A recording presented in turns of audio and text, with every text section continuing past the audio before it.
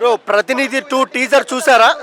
ప్రతినిధి సినిమా నేను చూశాను, చాలా బ్లాక్ బస్టర్ అయింది. ఇది సెకండ్ హాఫ్ కూడా చాలా బ్లాక్ బస్టర్ అవుతుందని నేను అనుకుంటున్నాను. ఎందుకంటే ఆ డైరెక్షన్ కూడా చాలా పవర్ఫుల్గా ఉంటుంది. ఇది క్లైమాక్స్ విషయంలో కూడా చాలా చాలా బాగా చెప్పిండు డైరెక్టర్. చాలా బాగున్నది, సినిమాటోగ్రాఫ్ అయినా కానీ, డైరెక్షన్ అయినా కానీ, ప్రొడ్యూసర్ అయినా ఏదైనా కానీ చాలా బాగుంటుంది ప్రతినిధి సినిమా. ఒక సీఎం ఎలా ఉండాలనే దాని గురించి చాలా బాగా చూపించిండు. ఇప్పుడు ప్రతినిధి పార్ట్ 2లో కూడా ట్రైలర్ రిలీజ్ అయింది, చాలా ఇంట్రెస్టింగ్ ఉంది. ఇది కూడా బ్లాక్ బస్టర్ అవుతుందని నేను అనుకుంటున్నాను. టీజర్ ఎలా అనిపించింది మీకు?